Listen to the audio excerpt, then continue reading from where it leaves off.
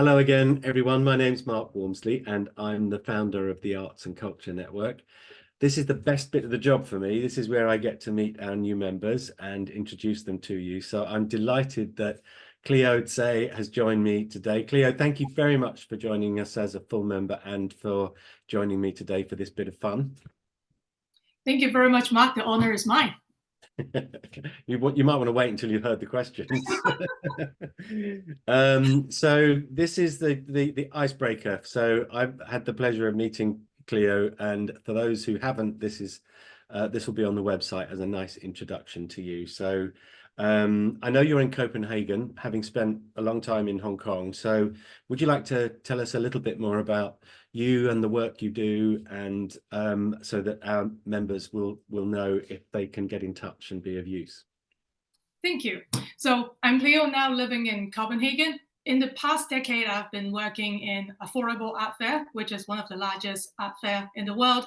They have a lot of branches, and I have the pleasure to work with them for a long time, which I have gotten to do a lot of different things. And now I have started my own consultancy, but that is not what depicted entirely, because what I would like to tell people that I actually provide tailored solution. It could including things such as marketing or CRM strategy or event planning. But on top of that, if you are looking for something like business development or want to connect the world, like including Europe or Hong Kong or Asia, whichever part, or even China, wherever, that I could be the person that you can talk to, because I have been working in these cities. And also it has been great fun to meet everyone around the world. That's great. And is it primarily arts and culture organizations who you work for?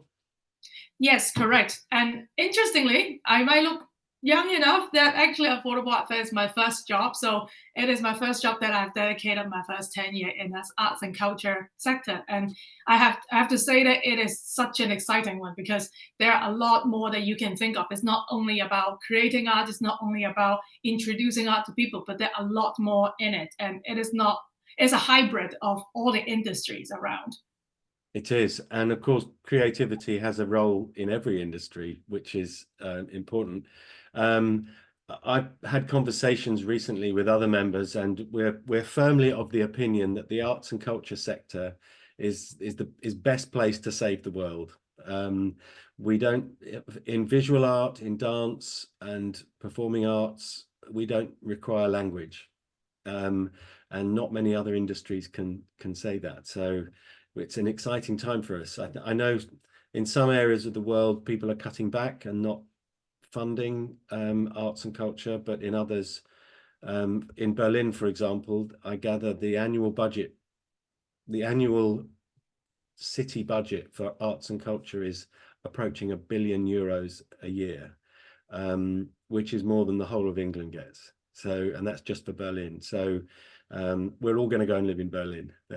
It's such a great news, because I mean, if we think about it, even though there are industries that we don't really think of, like AI or the technology, cryptocurrency, NFT, everything, like it could be arts and culture related. It's more about waiting for us to think of solutions or think of how things can be developed, rather than saying that, oh, and even people think that, oh, finance is boring, but it is actually a big part of arts and culture, because the whole ecosystem needs to be supported, or we need to generate a mutually beneficial cycle to make it work for everyone. Yeah, exactly. Oh, I'm looking forward to a longer conversation with you. That's going to have some hot topics in it. But in the meantime, we're going to play a game.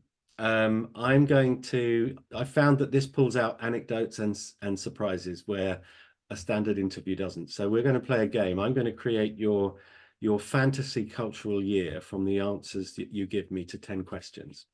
So does that sound like fun? Very much. Okay. So we're going to start with a very simple question.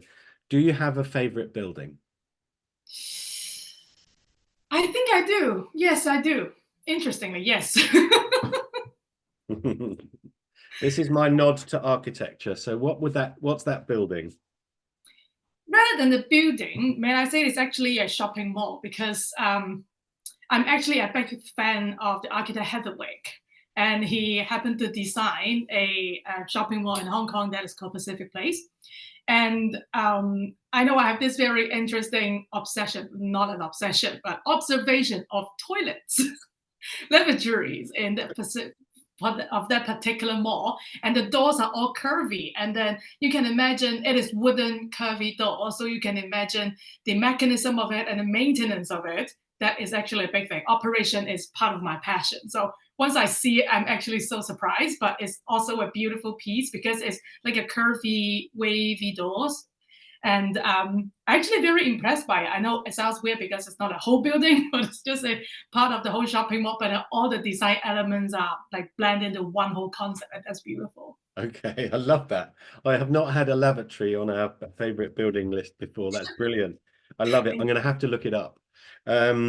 Okay, so I want you to imagine you're in the Pacific Place shopping mall, Mhm. and you're in a cafe, and you've been admiring the lavatories, and in the table on your right is a book. Okay, and it's your favorite book or your latest book. What book might that be? That is Albert Camus of The Outsider. The Outsider. Yes. Who's it by? Did you say? Albert Camus. Okay, Yeah. I haven't heard of that. That sounds as though it's good. The Outsider by Eva Camus. Yeah. Excellent. Will the AI description of our conversation will include all this, which is fantastic. So I hope so. yeah, it's great.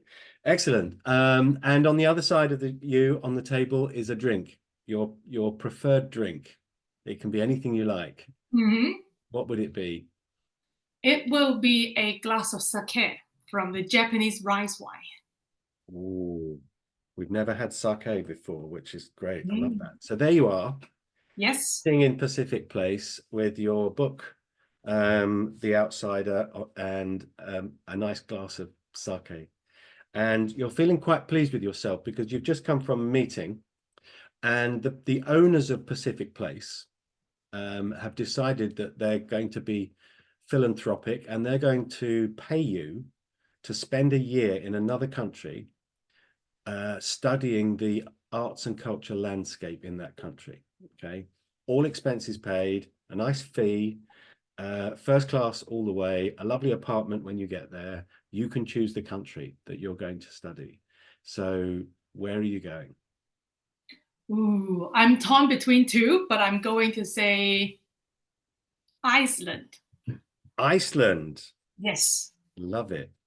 I use a sleep app called Calm, and there's a series of 20-minute stories that send you off to sleep beautifully. One of them is about somebody who goes on a boat cruise around Iceland and up to Greenland. It sounds like a fantastic place. Have you seen the movie Eurovision? The movie. Oh no, I didn't actually get to see the movie, but then I happened to. I think the actual competition is in June, and I happened to watch it with my husband. It's more for fun, and some people take it seriously here. Most of them don't. Yeah. No, the movie Eurovision with Will Ferrell is very funny. Yeah. But it's about this couple who are the Icelandic entry for Eurovision, and some of the songs are just hilarious. And there's one in particular called Husavik, which is just beautiful. It's worth a Mm, look. Yeah, have a look. There's a lot yeah. of Iceland in it. So there we go. Yes. Excellent. I love that. Now, so you're off. So um, you're on the plane. You're on the way, first class, to Reykjavik, in Iceland, to spend the year there. And you were given a letter by Pacific Place and asked to open it only once you were airborne on the plane on the way to Reykjavik, probably because then it's too late to go back. And in it, they said they've set a condition on your well-paid year. And that condition is that you're only allowed to listen to one genre of music for the whole year. They want to study the impact of doing that on you. So one type of music, one genre. What genre of music would you choose to listen to exclusively for a year? Classical music. It would be. Okay. Yeah. Any composers in particular? I have been very fond of Jacqueline Dupre, Mm-hmm. and her cello performance is so beautiful. That is the time that when you just hear she starts playing, I know like Elga is not her favorite, but I'm sure everyone once you hear it, it's just two notes that hits you, and then you know that the whole emotions is I bursting know. out. It's a wonderful recording with Barenboim, and Yeah. there's another recording on YouTube somewhere where she breaks a string. Oh yes, yes, I saw that too. Yeah, I think it's probably the Elgar, I think, but Mm. and her Dvorak as well is fantastic. My brother is a cellist living in Berlin, and yeah, the Elgar and the Dvorak. I mean, for some reason, the Dvorak cello concerto always reminds me of Lord of the Rings, because back in the Mm. 80s, the BBC Radio 4 did a serialization of Lord of the Rings, um, and I remember listening to that while I was listening to the narration, and I've associated the two things together. So, Beautiful. okay, you've got you can listen to classical music for a whole year and lots of Elgar and cello. There we go. Okay. Now you get to Reykjavik, and there is a group of people who've been asked to host you. They show you to your apartment. It's overlooking the sea. There's a volcano behind you and the sea in front of you. And they want to take you to a dance performance that evening. Okay. Now, for the purposes of this fantasy year, you can have any dance, right? It doesn't have to be Icelandic. They've got this wonderful theatre, and it's magical. It's a magical theatre, and you can have any dance performance you like on the stage, any dancer, any dance group, or any dance style. So what would you like to see on that stage? Mm. I would love to see if there's any, not that I know the Icelandic culture well enough, I should, but if there could be any folk dance that actually quite could be quite interesting, because that's how you understand the history and the culture and how it is all developed. And if people still keep this culture, that is how you can see it. And usually folk dance is also, it's very engaging. It's very rhythmic that you will want to be joined to be part in it. And I mean, of course, it's fun to sit down and listen and appreciate other people's performance, but you get to be part of it. Then you can feel the whole emotions in it together with the local people. That's how you blend in. Yeah, love that. That's great. So you can have some traditional Icelandic folk dancing. Excellent. Now, after dinner, they'd like to take you to the restaurant cuisine of your choice. It doesn't have to be Icelandic, but you can choose the cuisine for your dinner. What national cuisine would you choose? Japanese, for sure. Okay. Is that every Hong Kong people fantasy or dream to have like a nice Japanese meal? Yeah. Is bento Japanese? Um, Yes. it's like warm sushi, isn't it? Um, Bento box is like a lunch box or when you have a meal, and it is quite a normal culture you can buy along the street. And okay. they have another kind which is fancier, like small dishes, but it's taking the most seasonal ingredients, be it Hmm. vegetables, be it any meat, and they will just make it into very small, delicate dishes. That's called kaiseki ryuri. That is also beautiful. Nice. Excellent. Okay, so uh, you've been to a Japanese restaurant in Iceland. There we go. Now the next day is sport day in Iceland, and you can either participate or you can spectate, but your hosts are going to take you to any sporting event you like. What would you like to see or do? Ooh. I would like to see ice figure skating. Okay. I wish I can perform, but I unfortunately cannot. So That would be great. Yeah, there's a really wonderful video on YouTube of a young couple. I think they're brother and sister dancing in the middle of New York. And the soundtrack is fantastic. I'll try and find it for you. yes, I please. think it might be Disturbed Sound of Silence that they're dancing to. But it's fantastic, incredible stuff, and actually the cameraman does the really good job of keeping up with them. So that is a difficult job, actually. yeah, it really is. I'll send you the video. Yes, please. I'll star that. Excellent. Now the next day is Visual Art Day with your hosts, and there is a very clever new art gallery in Reykjavik, which uses high quality projection to create exhibitions, and it can project onto the walls of this maze all of the work of any visual artist, and it does so in a chronological order, so you can walk through the creative life of an artist, but you can only choose one artist. So who might you choose?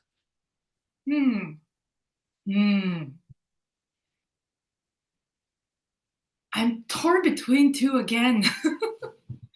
I'm thinking about Mondrian because, it's pretty abstract, and with such projection, it actually will lead you to think more and lead you into a maze of imagination more. Though on the side, I would like to try JMW Tanner too, but I guess that's the second one. Oh yeah, that's difficult. You wait till the this or that game, that gets harder. Okay. Some nasty choices. That's fine. You can have. Do you know what? I'm going to let you have both Mondrian and Thank you. and Turner, not in the same time. Okay. And what about a play or a musical to go and watch with your new friends? Any play or musical. You can have the original cast. You can go back in time. Any play or musical on the stage in front of you. Oh, musical play. That is an interesting one. I actually didn't get the chance to see much of performances. I would go for Turandot. I did try to see one more contemporary dance interpretation by Hong Kong Ballet, though I also want to see the traditional the more traditional interpretation of how it exactly is, so I could do a better comparison. Nice. So that's Turandot. That's the Puccini opera. Yes. Yes. Lovely. I think we've got La Boheme coming to the Royal Opera House this spring, which will be great. I'm so jealous. UK also got a lot of great performances just right around the corner and whenever. I know, and we're under an hour to London from here, which is great. So beautiful. Excellent. Now the next day is film day, and there's a magic cinema that can put any film on. And this time I'd like you to choose a film that you think your colleagues may not have seen, and you think they would enjoy. So what film are you going to watch?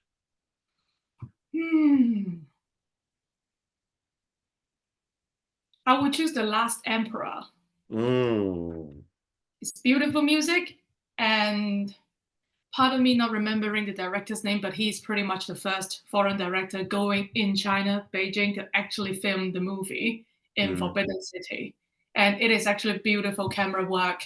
And also just the story is literally the last emperor of the China dynasties. And it's just beautiful itself for the work. So I think, I often work late at night and put a movie on. That's going on my list. So thank you for that. I've seen it before, but not for many years. That's great. Excellent. That's good, Cleo. And so the next day we're calling it Hero Day. A table has been booked for you at a really top seafood restaurant in Reykjavik. And you can choose your dining companion. It can be anybody, living or dead, who you would like to spend 2 hours with, perhaps an arts and culture hero of yours. Who would you choose? I would like to choose Beethoven.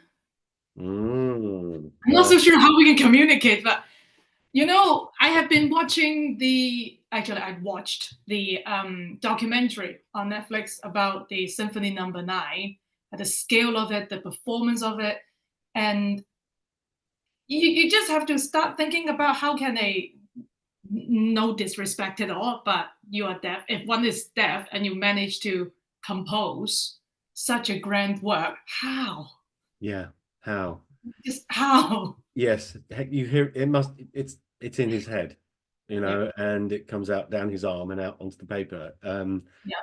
There's a lovely scene in the movie Immortal Beloved about him, where he's playing the Moonlight Sonata, and to hear it, he's got his head on the top of the piano and he's playing like it's great. Yeah, that would be a fascinating conversation. Excellent. Okay, and the next day, there are some days in our lives, Cleo, where you know the whole day is yours from the moment you wake up until the moment you go to sleep again. They're wonderful days. You can fill them with, you know, no children, no jobs, no work, no tasks. Yes. And they're really lovely days and they don't come around very often. But this is one for you, and you're in Reykjavik and you can do whatever you like. You can have any transport you want, any guides you want, anything that needs to be closed so you can enjoy it on your own. That's all possible. So what would you spend your day doing in Reykjavik? I will wake up early as I usually do, then have a first run in the morning. And then along the whole running progress, because I don't know where it is, I will tend to not open Google Map and run according to my route, just making sure that I can go home. That is the most important thing. And along the road, I'm hoping to see people also start working. You know, it's the slow pace because Scandinavia or the Nordics tend to be slower, which is good, I will say, coming from Hong Kong. And then after that, I don't mind spending a little of time indoor. Hopefully by then, after all the days, I have a friend or two already coming over, having some music time, drinking a little bit of sake, and then also have a chat, knowing more about their lives. We can talk about art, we can talk about music, even or just how daily life is like on the other side of the world. That would be beautiful. And then if time allows, I will also bake because it's so fun to see something from raw materials to actual products that you can enjoy, like a project, whatever that is. Then I'm happy to cook dinner too. And it will be some local dish. I mean, I made would be Chinese or Hong Kong dishes. Then is to treat my friends, hopefully. And then I hope they enjoy it too. And then it doesn't need to be a very long night because who knows, the next day I'll probably need to work. Then I won't keep them for too long, but I will hopefully mark down a date that we can meet again sometime soon. Being a That's responsible adult here. yeah, being the responsible adult, yes. That's great. So that's your perfect day. Now your year has come to an end. You've written up your report about the approach to culture in Iceland, and you're on the flight home, and you get a message from the Pacific place saying, "Thank you so much. We're looking forward to receiving your report. Hope you had a good year. The restriction on your musical intake has now been lifted, so you can listen to anything you like." Now you've spent the most of the year listening to Jacqueline du Pré, and so now you can listen to anything. What's the first thing you would want to listen to that's not classical or Jacqueline du Pré? Canto pop. But the 80s, 70s to 90s Canto pop. What kind of pop? Cantonese pop. So it's my mother's Cantonese tongue. pop. Yes. Oh, okay. So C-pop, C-pop. I guess that's how it's called. Yeah, like not K-pop, C-pop. Yeah. Oh yeah, I think Canto pop never gotten so huge like K-pop nowadays. It's interesting to see how they get to develop around the world in spite of the language barrier. Yeah. And some of the AI characters that are having hits. Oh, huge. Yeah. Yeah, I mean, great. Well, there you go. You're back home and you've had a lovely year. I hope you enjoyed your year out. Very much. Somebody said to me the other day, please set up a travel agency so I can book this. I'm happy to help. That's fun. That's great, Cleo. Thank you so much. Now we're going to do a bit of an experiment now. These are new questions, so you're the first person to have these ones, but Okay. so we'll see how it goes. Okay. I'm going to give you two options and you have to choose one of them. Okay. Okay. Let's try and see how it goes. Taylor Swift singing opera or Pavarotti singing a pop song? Pavarotti singing pop song. Accordion or bagpipes? Accordion. A banjo serenade at a funeral or a heavy metal guitar solo at a wedding? Heavy metal at a wedding. A hip hop opera or a reggae symphony? Reggae symphony. Your life in Gregorian chant or a heavy metal guitar solo? Gregorian chant. Nice. Monet's Water Lilies or Van Gogh's Starry Night? Oh, Starry Night. Fiction to escape reality or non-fiction to make reality less confusing? Yeah, let's make reality less confusing. Okay. Traditional art on canvas or digital art on a screen? Art on canvas. Picasso or Dali? Dali. Opera for the dramatic moments or Broadway musicals to belt out the show tunes in the shower? Opera for dramatic moments.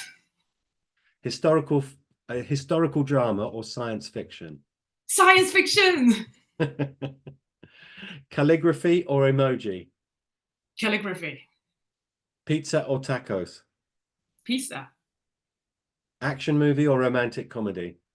Action movie. Cats or dogs? Dogs. The excitement. Board games or video games? Video games. Beach vacation or mountain retreat? Mountain retreat. Texting or calling? Texting. Comedy club or poetry slam? Comedy club. DIY crafts or IKEA furniture? DIY club. You make it yourself. Yeah. Yes. Shakespeare or Jane Austen? Shakespeare. Monet or Van Gogh? Van Gogh. Classical ballet or contemporary dance? Classical ballet. Sculpture or street art? Sculpture. Classical literature or modern bestseller? Classical literature. Jazz or classical? Classical.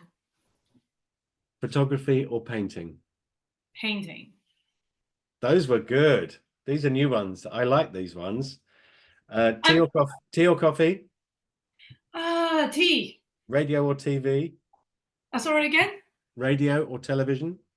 Television. High heels or trainers? Trainers. Car or motorcycle? Car. Comedy or horror? Oh, comedy. Test the water or dive in at the deep end? I test the water. And cooking or being cooked for? Cooking. Android or iPhone? Android. And finally, see the future or change the past? Change the past. Excellent. That was very good. Thank you for being my guinea pig for those. Thank you. I think it's such a great one. Like I'm almost expecting for you to tell me like what kind of people I am, but somebody said you should send these videos to a psychologist and have them psychoanalyze you. But generally, people are either instinctive strategists or tacticians, or and it's you could probably find out from those which ones. But Cleo, that was great. Thank you so much for doing that, and thank you again for being a full member. And we'll see you at some of our networking events. I'm sure we'll have a longer conversation. Please don't rush off, but in the meantime, thank you so much for doing this. Thank you very much, Mark. It's been so much fun, and the honor is still mine. I insist. Thank you.